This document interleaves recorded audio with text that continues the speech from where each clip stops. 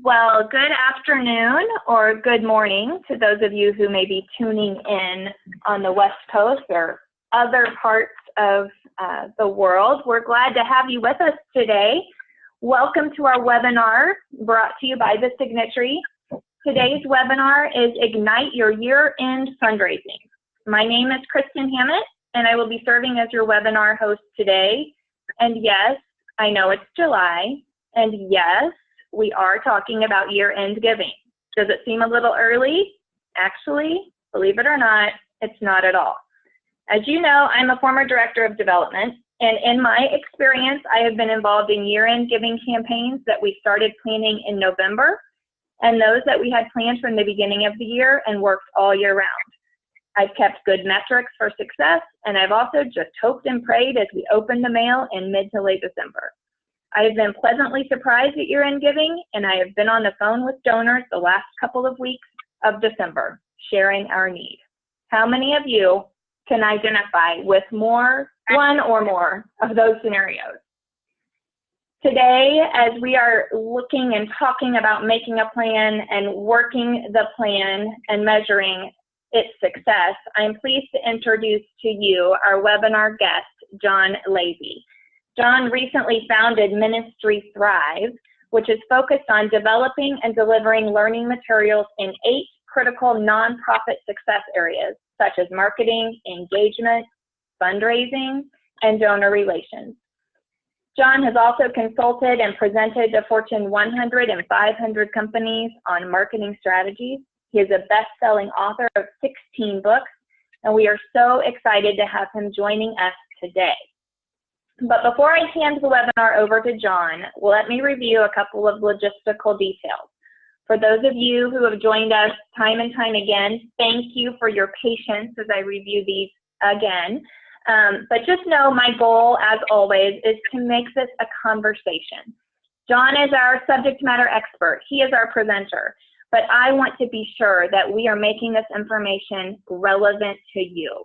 So please make this your presentation. Ask me questions. We want to get them answered for you. When you're looking at your screen, you'll see that Q&A tab in the bottom toolbar. Just type in your question as you have it. Now, we may not be able to get to all of them, and in the case that we don't, we'll do our best to capture it and get that answer back out to you.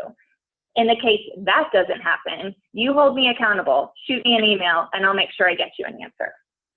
Okay, well, here we are, nearing the end of July. My children are tired of the swimming pool, and we're just past the halfway point of the year. If you're operating on a calendar fiscal year, that means that you are more than halfway through your budget year. So are you scratching your head wondering how to make budget? Are you tracking over budget, but still depending on a good year end? Wherever you find yourself, I'm confident you will find something in today's presentation that will help you as you plan for your year-end giving. So without further ado, welcome, John. We're excited to learn from you today. Hey, thanks for having me.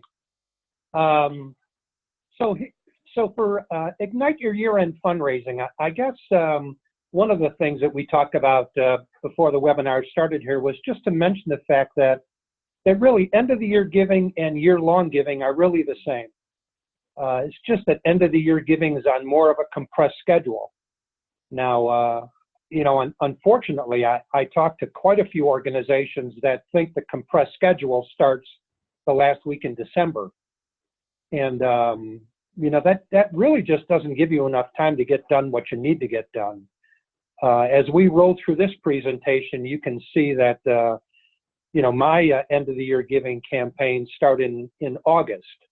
And I guess that's probably partly because I'm an over-planner. You know, I just really like to make sure that everything is done when it needs to be done, and there aren't any surprises. And unfortunately, no matter how you plan, there's always surprises. And so, you know, if we kind of roll through this Ignite Your End of the Year Fundraising book, I divided it up into 8 chapters because I really like to look at fundraising as kind of a holistic thing. in the sense that, you may achieve your goals, whether it's, mid-year or end of the year, but I just really wonder how many people know, gee, what worked and what didn't work.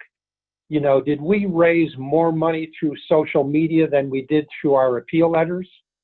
Or did the third appeal letter work better than the first appeal letter?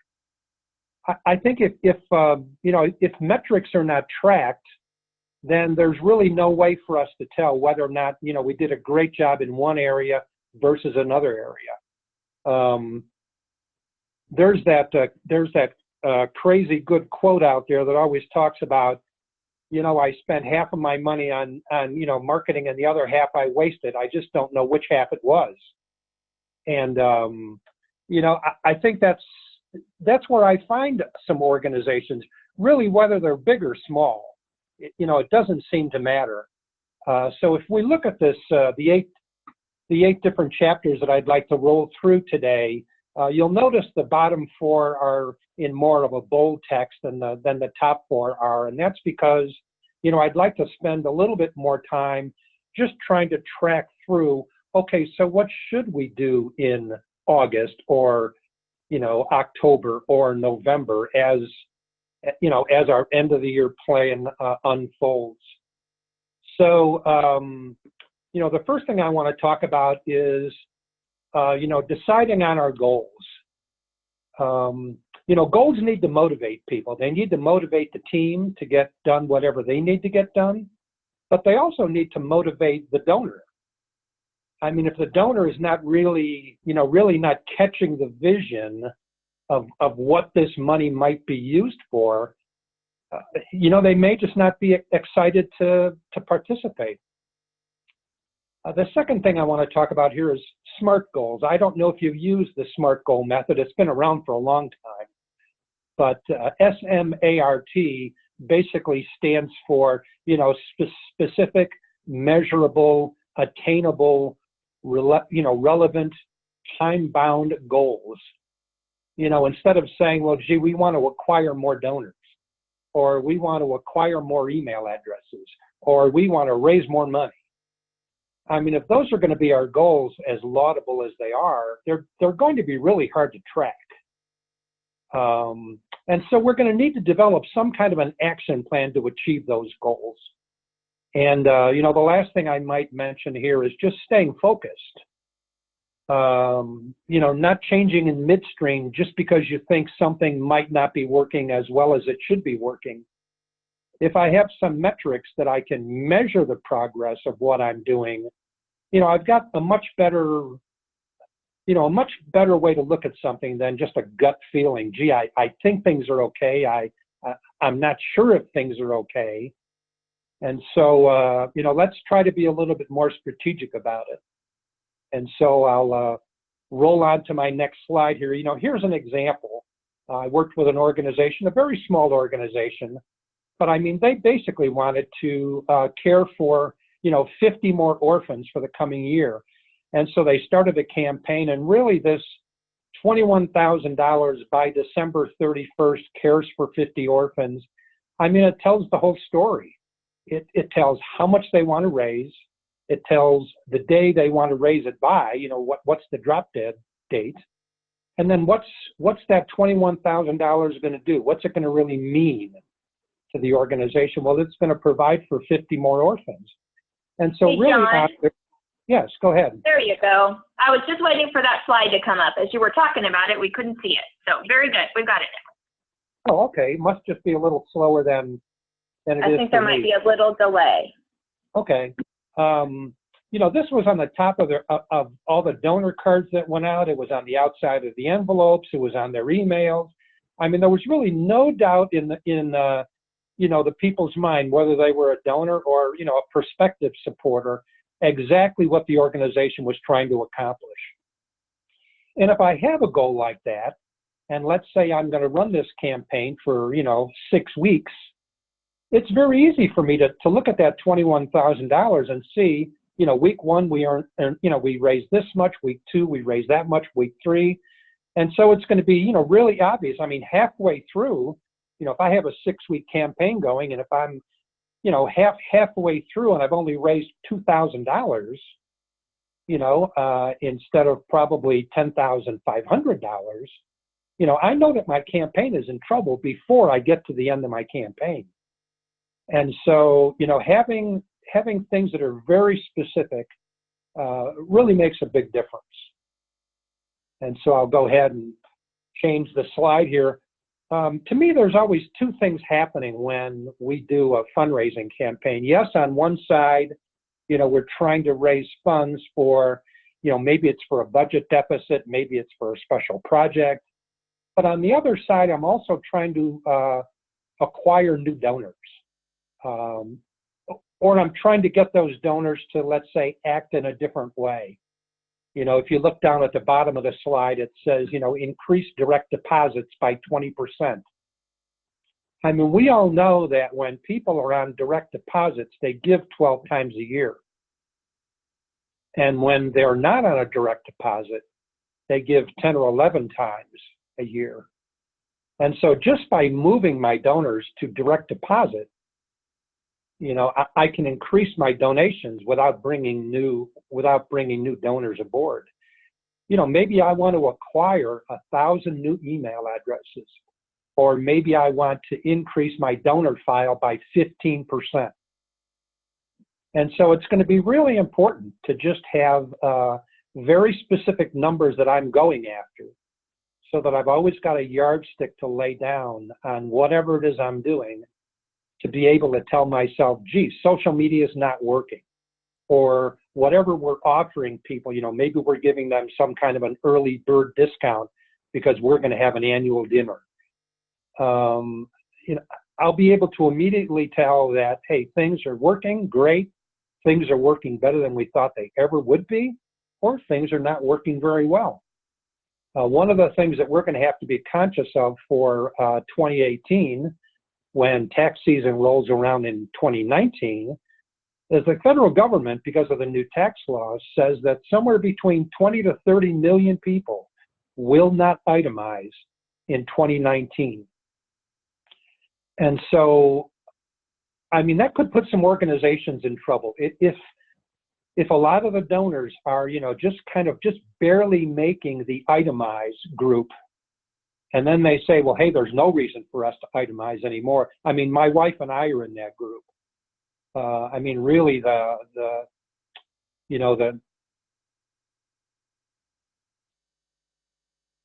have I lost people?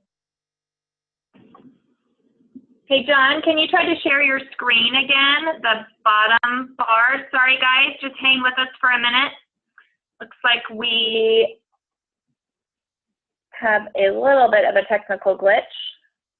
Yeah, I don't, whether I dump my cursor up to the top of the screen or the bottom of the screen, it's basically saying that join a meeting is connecting.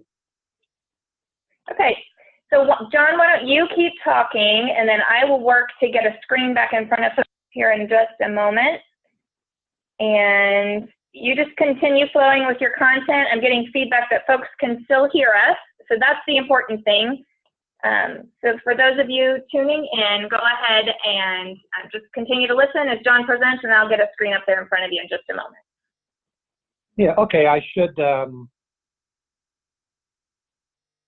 I went ahead and I shared my screen again. I'm going to go ahead and go on to the next slide.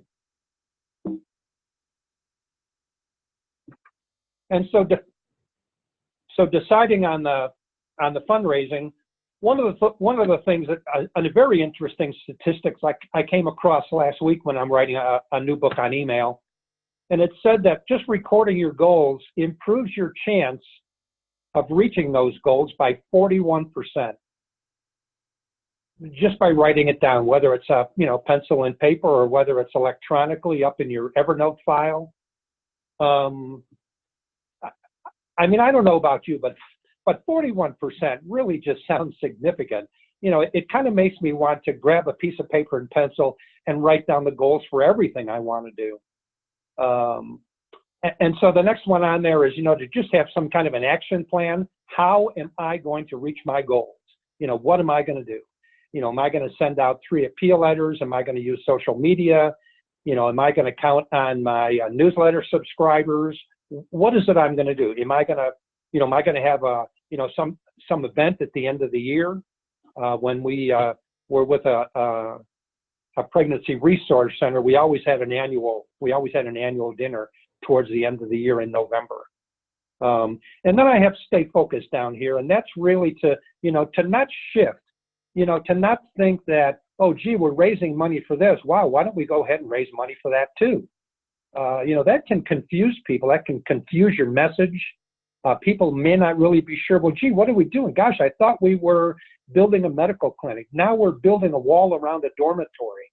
If that's not really explained well, people may just really wonder, what the heck are those people doing? They're disorganized, which, of course, may not really be the truth. So here's the SMART acronym again. Specific, measurable, attainable, relevant, and time bound. I mean, I've got to set a date. Obviously, for end of the year fundraising, it's December 31st. But I may set some milestones along the way. How much do I want to raise the first, if it's, let's say it's going to be a 6-week campaign from November to, through December.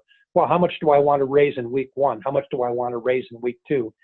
You'll obviously raise probably the most money, in week 4. I mean, in week 6, at the very end of December. But it's really important to know that. And so here again, just talking about, make sure that you've got very specific goals in mind so that you can go ahead and measure those goals. And I'll go ahead and click a slide. And here's just a little spreadsheet. You'll notice, when you download the end of the year fundraising book, there are, 33 pages of spreadsheets, worksheets, example sheets, so that just to kind of give you kind of a jump off point so that you don't have to create this stuff on your own if you don't want to. But, here's an example of a campaign that runs, from November 20th, which is right around the Thanksgiving time frame, all the way to December 31st. And we can easily see, we have one-time donors, we maybe have monthly donors, we have some major donors. And we can see that, by December 18th, we've basically raised $14,500, and we still need to raise $6,500, by the end of the year. And so this can really just give me, I don't know, maybe it'll give you an acid-free stomach. that, hey, we're doing really good, we're on track, everything is okay, we're going to make our goals. So I'll go ahead and turn the next slide here.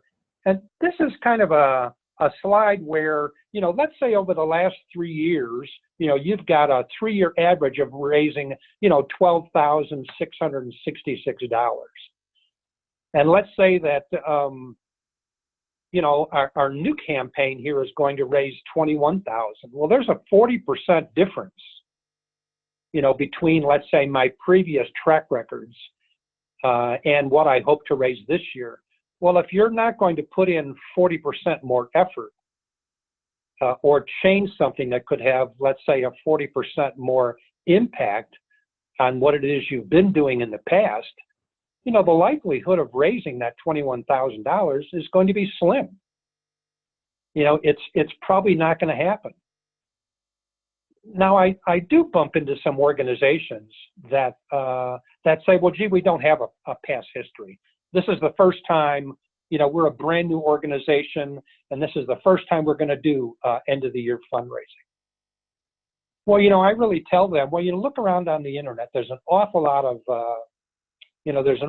information out there on what an organization of your size might be able to raise. Or you can talk to some organizations that are friendly to what it is you're trying to do. But maybe they're not competitive. Maybe you're not trying to raise money, let's say in the same country for the same kind of a project. And so you can talk to those people and say, well, gee, how's your fundraising going? Has it been getting better? Has it been building over the last several years? Or has it been getting harder to raise money over the last several years? And all you can really do is make a good guesstimate.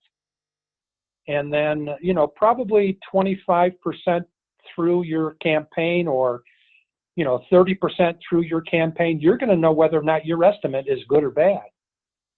And then you can make some changes. If you really do need to raise that amount of money, well, then you've got to put in more effort. Maybe you need to expand your fundraising. Maybe you weren't in social media last time, or maybe you were just going to send out 2 appeal letters, and maybe you need to send out 4 appeal letters, or maybe you need to send out more.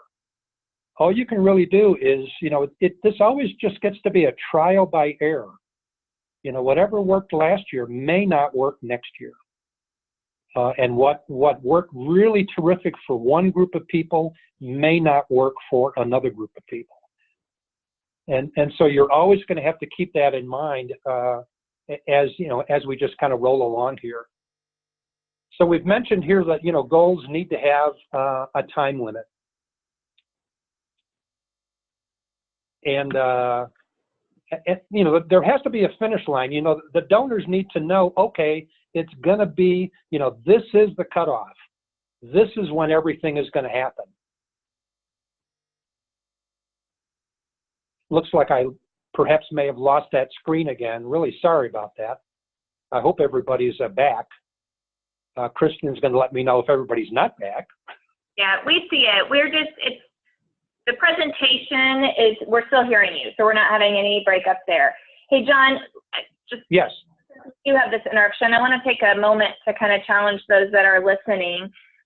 One thing we have talked a lot about over the course of the last few webinars is communication and communicating effectively with our donor bases. And I think one thing that continues to kind of rise to the top is any effort that is email-based, even social media-based, or letters are going to probably garner a certain level of support. But as we begin this conversation now at the end of July, I would really like to encourage those that are listening to take this opportunity to set a goal for yourself about talking to donors. So putting the pen and paper down, blocking out some time in your day to either pick up the phone or get coffee with a donor and get to know them. Ask them directly. Share with them directly the vision and the goals that your organization has. I think that over and over again, we see that when we communicate directly with donors and share vision and ask for money, we will see results. And we do see not only initial results, but a relationship that will garner additional results and additional support. Well, that's really terrific. Yeah, that really dovetails into the slide that I have sitting here that just says, why should I give to this organization instead of some other worthy cause? I mean, in the marketing realm, we're going to call this the value proposition. And the value proposition has to be constantly cast in front of donors, because every piece of material they get, every little social media ad that you might be running, they're constantly asking themselves that question: why should I give to these people? And if you're really not answering that question, if you're really not telling donors, we're making an impact, this is how we're making an impact, these are the lives that are being changed by by you participating. I mean, that has to constantly come before the donor or the potential supporter, because they're going to ask themselves this question every time they hit that page that's asking them to give. Every time they hit that donate button, when that page comes up asking for their personal information and their financial information, this is the question that's sitting in the back of their mind. Why should I hit that submit button? Is my money going to be well spent? And so if we, here are the components that are covered in the chapter in this book, that you have to have a purpose. Why are you sending this email to a person? It needs to be in the first sentence. Why am I receiving this? Why should I read this? And if it's a long email, why should I continue reading this? So there has to be a hook, just like there is a hook in every good book. And you really need to keep it real. You need to let them know this is a person talking, and not an organization. You need to share your emotion, your passion, because that's what's going to connect with the reader's emotions and with the reader's passion. People have got to be able to see themselves as a participant. I bump into so many people, and one of the first things I'll tell them to do to improve their website is to get rid of every use of we, us, and our, and talk about you and yours instead, because that's really what brings the donor into the conversation, just like it brings the reader into a story. And then I talk about hero photos. And hero photos are photos of kids playing soccer, or kids standing in line to receive a gift, or maybe a new medical clinic is opening up and everybody is standing in line, or maybe the dorm is opening up and all the kids are getting their blankets and their pillows and all the rest of that stuff. I mean, that is going to draw the reader into the story so much more than having all the kids stand in front of the school in their uniforms. I mean, what does that say? It's not telling a story. And really your job, is going to be, to be that of a great storyteller.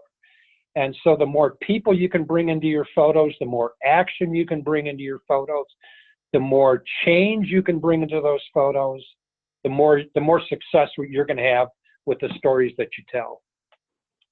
John, can we pause there for just a second? I just wanted to comment on two things that you just shared. The first is taking the we and the I out of the equation, and stop giving the organization all the credit for the work that's happening and start giving the donors the credit. I think that's really a fantastic thing. I hope everyone, if they're not already doing it, can take away from this conversation, is that the more you can thank the donor for doing the work, the better you are. The more you can say, and then in telling a story, this life was changed because of your contribution. You did this work.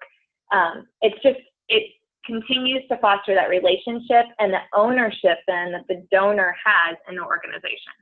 So I just wanted to highlight those couple of things that you shared, because I think those are really powerful, especially as folks are really kind of ramping up some of those great stories to share over the course of the next several months.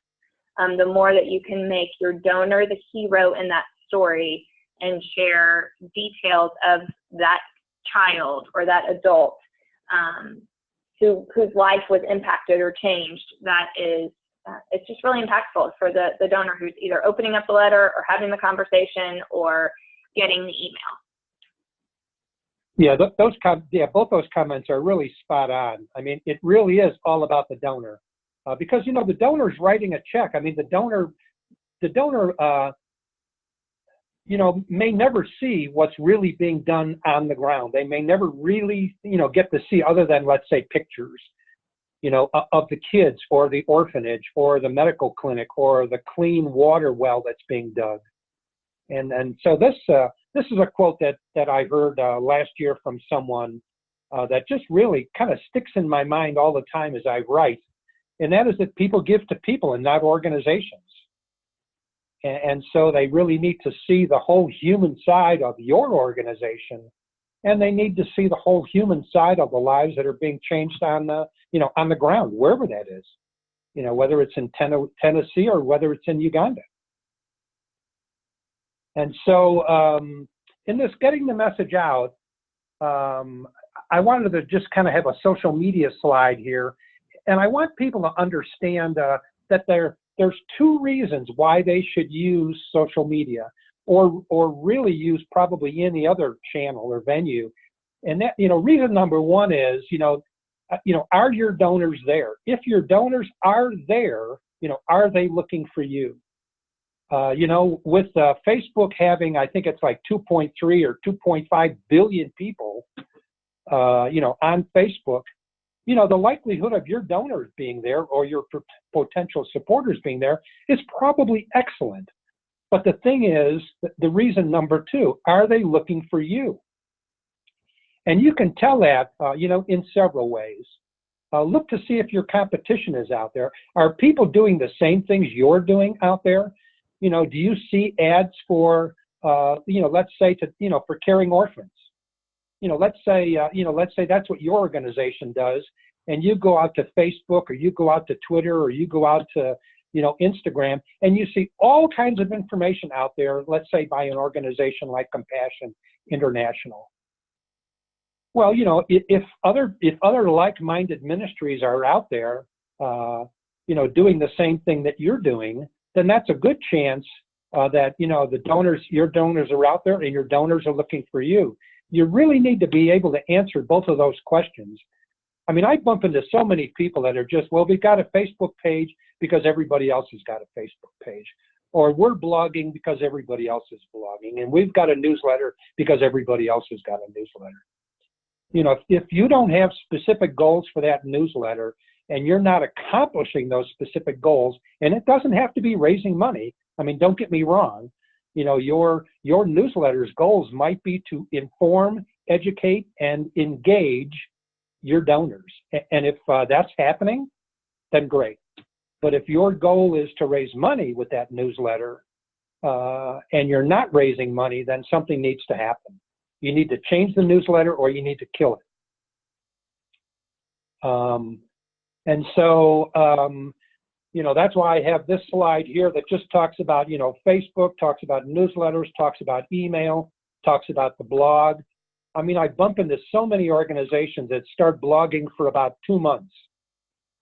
And then, you go to the blog and the last blog says July 2016. I mean, it really doesn't put your organization in a very positive light, because people think to themselves, well, gosh, they started this up, they didn't count the cost, and now they're just letting it languish. What are they going to do with my money? Are they going to start to build an orphanage but not build it? Or are they going to start to drill wells and not drill the wells? And so it's really important that you're getting your message out, to the right venues, but you're sticking with it, that you've got goals, you're measuring to make sure you're successful. And if you're not, stop doing that stuff and do what's working for you. So, here's kind of a recap slide here. End of the year messages, can be different. Maybe I want to recap successes or challenges that we've had over the year. Maybe we want to talk up next year's projects. We want to start to cast a vision. We want to start to build excitement. We want to get people involved. The end of the year, whether you know it or not, it's a great time to thank people in advance before they give.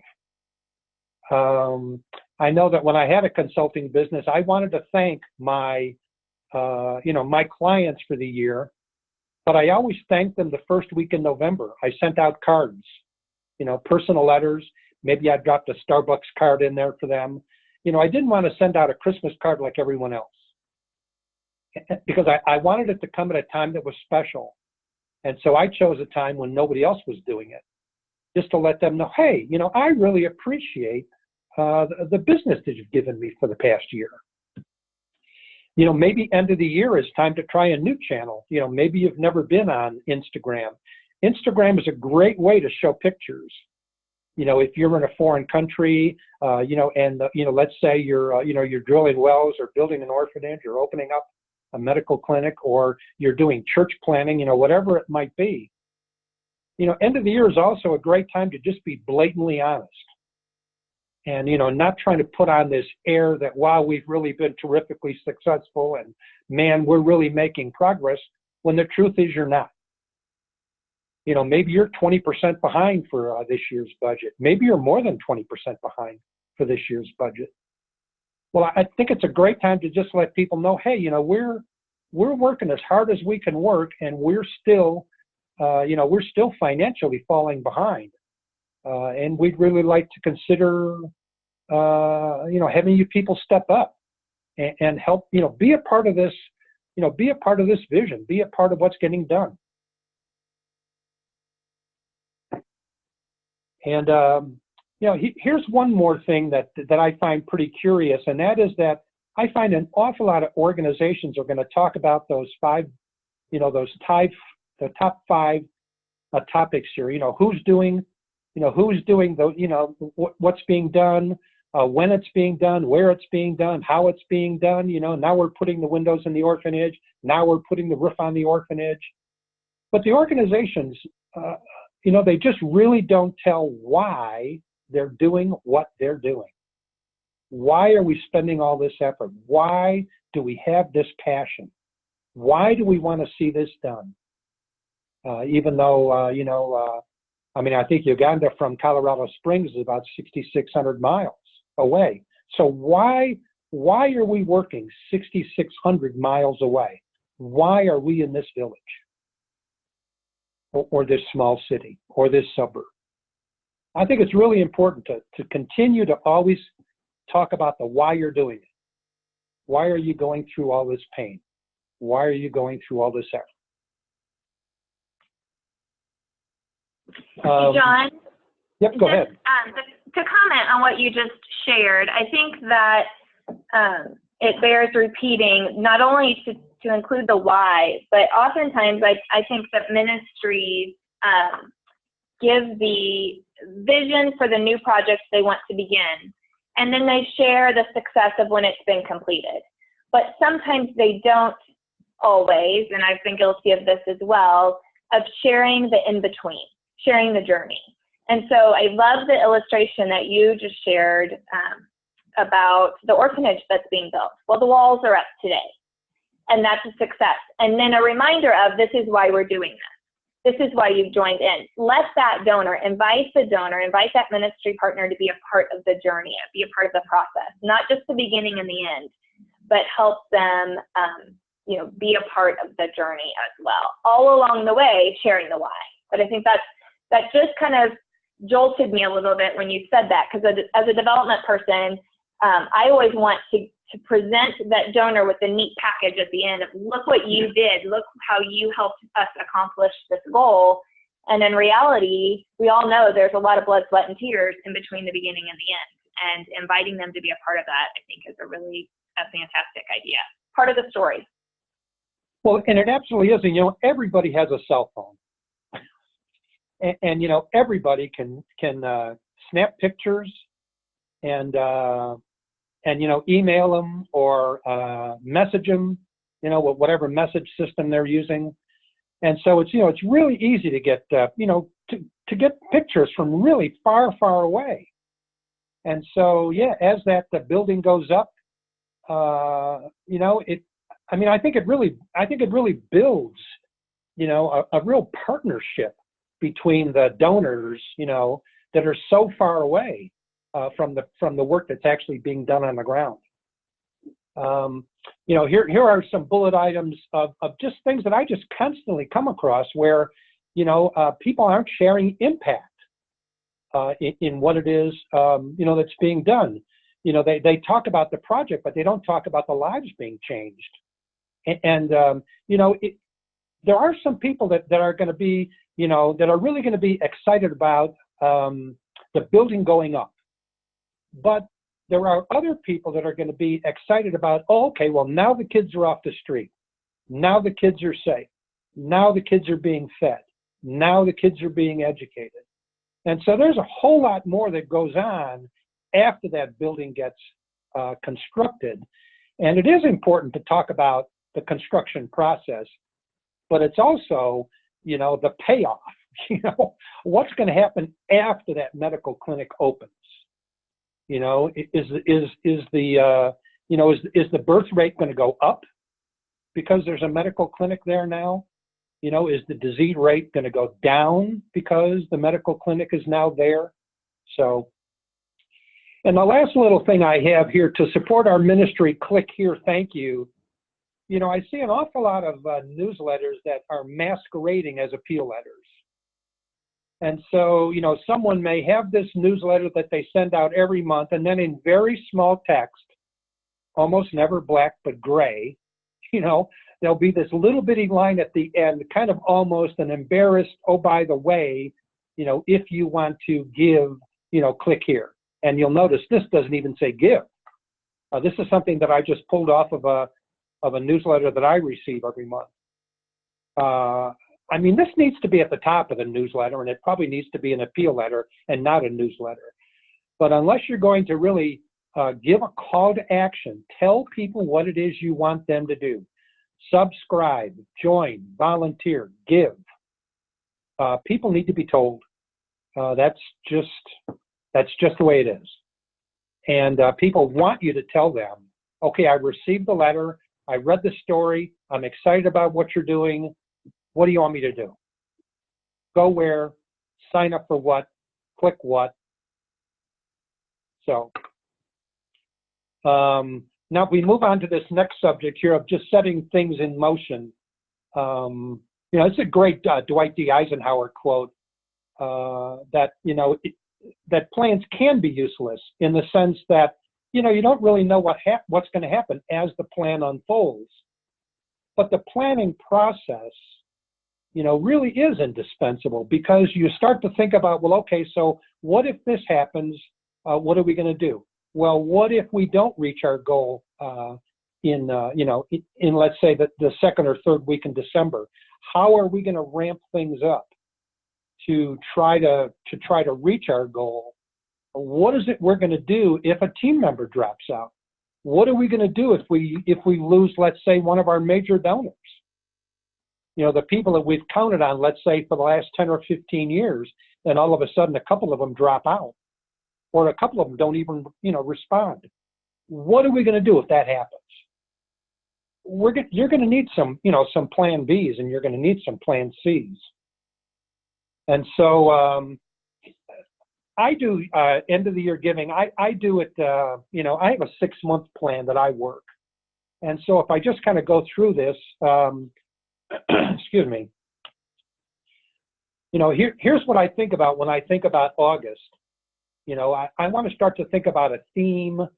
I want to review last year, what really worked well, what didn't work well, what was just really ugly. I want to start brainstorming the goals.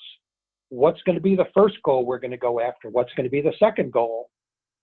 I want to think about segmenting the audience, because I'm going to have, my major donors. I'm going to have my monthly donors. I'm going to have an opportunity for one-time givers.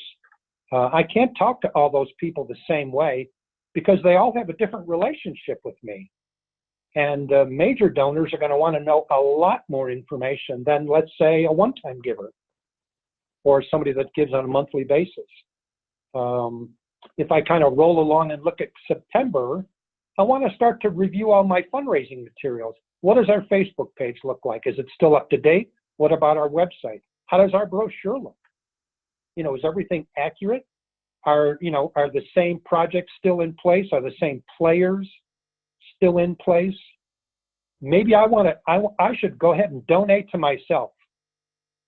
I do that when I put together a campaign. I always donate to myself. I always download my own books. I always download my own free offers.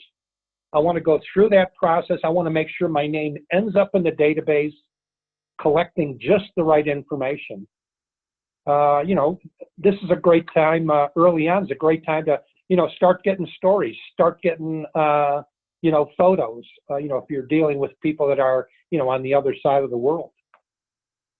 If I roll around to October, then things are going to start to come together a little bit more. Now I can start to think about, okay, so when are the marketing pieces going to go out? Am I going to send out 6 appeal letters? Am I going to do, a half a dozen Facebook ads? Are we going to go with Giving Tuesday, which is kind of a, some organizations use that and some organizations don't, whatever your preference might be. Do I need to create any new campaign pieces? Or do I want to have a new brochure? Maybe I want to have a brochure, that's going to highlight, a new village that we're going to move into. And so we're going to be putting up a school, or we're going to be putting up a medical clinic, or whatever it might be. And then when I roll around to November, I can actually start priming the pump, so to speak. I can start to send out some information to my donors and my potential supporters. Hey, end of the year giving is coming. This is what we're going to do. This is where we're going in the following year. And so I can start to send all that stuff out, start to, build some momentum. And then as I roll around to December, now I'm really in the, in the mode here of really fundraising. And I've put together, this is a real simple spreadsheet that's included as one of the downloadables. I mean, go ahead and use it, change it, don't use it, make it more complicated, make it more simple. I basically just wanted to say, okay, here's the task, here's the person, here's the deadline, here's when it actually happened, and is there any kind of a comment? Work well, didn't work well, hey, we forgot this, we didn't do that. Just so that you can then reflect on all this stuff, in your post-mortem at the end of the year. And I always like to run my fundraising campaign through January. Now, maybe everybody doesn't do that, but, there are some people that, there are procrastinators out there. And I know the money didn't come in, by December 31st, but there may still be people that want to give. And, they're, the whole wash of the holidays is finally over, and they might go, when you drop them an email or you drop them, a text, they might go, oh man, I forgot to send that check. I mean, we've done that. I mean, when you've got a bunch of kids and you've got all kinds of, Christmas things happening, schedules get crazy.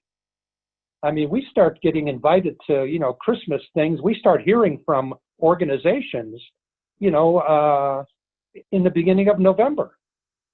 And, it just ramps up all through November and December, and things can get, set aside or lost or, ignored for a while. And so, it's always great. And obviously, January is a great time to tell people, hey, things really went well. It was really terrific. This is the money that came in. This is what we're going to do. This is when we start. And, really just try to keep the donors,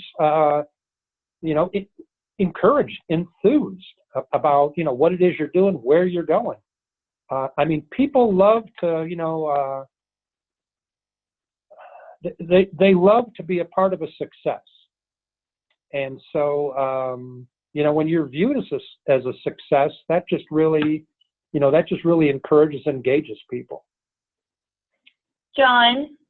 Yes. We have about 5 minutes left, and these next couple of slides that you have, I think, are really, really important. They're probably some of my favorite because I think sometimes this piece gets left off. So I just want to make sure we got enough time to talk about this follow-up thank you process. So if you'll go ahead and spend some time there, and then we'll probably wrap it up. Okay, so this is a study that an organization did. They gave between $1,000 and $5,000 to 37 organizations. And I would tell you, these are top organizations in the country. I'm not going to mention names to embarrass anybody, but if I read off the 37 names, you would know who these people are. I think it's really interesting here that 49% either sent nothing back or stopped communicating after 30 days. What this organization did is they created unique email addresses. They created unique postal addresses. They went out and got P.O. boxes. They got new phone numbers.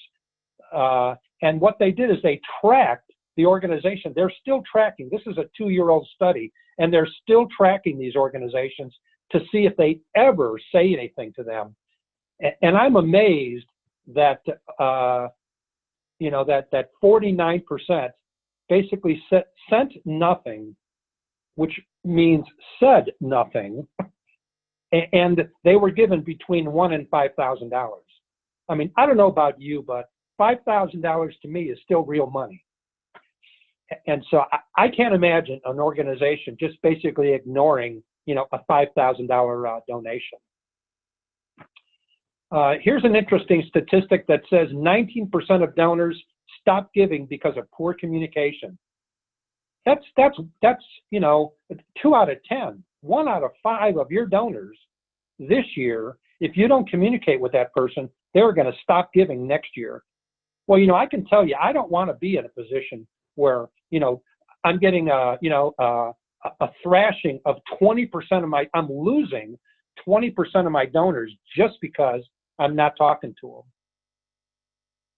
And so, here's for follow-up, obviously it should be personal. It should take time.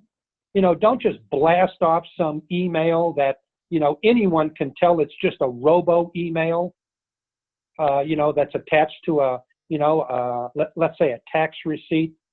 I mean, express some authenticity, convey some real gratitude. I mean, that you're really thankful, for this person giving to your organization. I mean, be different than everybody else. Don't just send out these canned thank you cards, where everything is pre-printed, including the person's signature. One of the things that I came up with the book is this tiered thank you system where, based on how much you give, your relationship to the organization, this is how we're going to respond. You'll notice that, if people give a lot of money, $500 or $1,000, we kind of call those major donors, even though your major donor may be a lot bigger than that. There's an immediate phone call. There's an immediate meeting set up. Maybe there's even a lunch or a breakfast set up to let that person know, hey, you've really gone above and beyond the call of duty. And I want to really find a way to thank you for that. Here's as we move to the end of this thing, you can't improve what's not being tracked or measured. If you just have nothing but gut feelings, you're just not gonna. You're not going to know you're not going to know what to improve. And so the 3 factors that matter most are traffic, conversions, and average gift. Those are the 3 metrics that you're going to want to know at the end of the day.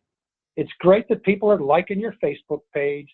It's great that people are subscribing to your newsletter and visiting your website. But these are the 3 metrics that are going to matter. These are the 3 metrics that are going to give you the ability to have another successful year. And so I've kind of showed this slide already. Let me move to this measuring success. In there, you'll see a spreadsheet where I've tried to identify, okay, so what is it I want to look at when I do a newsletter or email or a social media campaign? Because there's some numbers that are going to mean more to me than other numbers. And so you can go ahead and use that spreadsheet, change the spreadsheet, whatever works best for you. We've all seen this quote probably too many times, that, you just can't keep doing the same thing. You can't keep grinding out the same newsletter thinking, oh, next year is going to be better. Next month's going to be better. Well, maybe it's not. I think in this Getting Better Results section of the book, I basically ask you 241 questions to jog your mind. Here's an example of several questions, to just say, hey, did you use an automated system to send your emails out? How do you know people opened them up? How do you know they read them? How do you know they clicked to your give page but didn't give? You're only going to know the people that clicked to your give page and gave. Well, what about the people that didn't give? And so here we are at the final end here. If you'd like to download a digital copy of this book, all you really need to do is just go to ministrythrive.com/the-signatory. We just ask for your name and a valid email address, and you can go ahead and download the book. We're not going to sell your name or give your name away or show your name to anybody. And, there's an unsubscribe there where if you never want to receive anything from us again, we collect your email addresses because we're putting a new book out about every 3 months. Next month's book will be Ignite Your Email. And so we'd love to be able to, let you know that it's on the bookshelves. So thanks for listening. Very good. Thank you, John. I want to just tell you, first of all, thank you for your time and sharing some very practical information. And also just to share a little anecdotal, the reason that thank you process is so important to me is because I have seen it and been on the receiving end of it not happening well. And it really just does leave a donor feeling unappreciated, as well as often like maybe that gift didn't matter. Maybe they didn't need it. It was a sacrifice for us. Did it even matter to the ministry? I would also challenge all of those who are listening, as you think about those year-end receipts, when you send those out in January, keep in mind that your donors don't just give to you. They give likely to multiple ministries. There have been times where I receive several receipts in the span of a week or perhaps even a couple of days. That is direct, not competition, but comparison that's happening. You want to make sure that you are thanking your donor well. If that thank you is nothing more than a receipt, then that it communicates something to your donor. If that is a thought out thank you, and perhaps even with a personal signature as well as the receipt, that conveys something different to your donor. So I would challenge you to really consider how you're communicating with folks as you include that year-end receipt. John also talked a little bit about the tax law change. Just know that we will be addressing that as well here at the Signatory. I want to make sure that we get your questions answered about that. So stay tuned. Probably sometime in September, we will be sharing some more information about the tax law change and how that may impact you as ministries. We want to make sure that you are on top of that information and can not only share that with those donors as appropriate, but prepare your year-end plans accordingly. So a couple of more announcements before we close this webinar session. First of all, our next webinar that will be happening in August is yet to be scheduled for sure. It will happen with Chris Willard, who is a generosity strategist. He has lots of experience in the ministry of the ask, in the ministry of giving, which I'm super excited about. He will be sharing the week of August 20th, and we'll be communicating that just as quickly as we can nail down, a good date. And then another quick announcement is we have a really unique opportunity, something that we don't have very often for those ministries that are tuning in now, especially those that are local. Bill High, the founder and CEO of the Signatory, will be doing a major donor training here at our headquarters in Overland Park. So if you are local and would like to participate in that, that will happen on August 23rd. Now, the availability and the seating is very limited. We have room for probably 5 to 8 individuals for that training. So I know you're probably thinking, raising your hand, like, I want in, I want to pick Bill's brain a little bit about major donor giving. Let me give you the steps. I'm not trying to make this complicated, but we do want to give a fair shot to those that are interested. So here it goes, and this will be recapped in an email. If you are interested in attending, send me, Kay Hammett at the Signatory, an email, put major donor training in the subject line, and answer these 3 questions. First, who does your organization consider to be a major donor? So what qualifies as a major donor? Second, how many major donors do you have? And third, what do you hope to learn about major donors? Why would you give up an afternoon to come listen to Bill? What is it that you want to learn about how major donors, how you need to communicate and facilitate a relationship with major donors? So make sure you send me the answers to those 3 questions for you. Include your name, your organization name, and your title, please.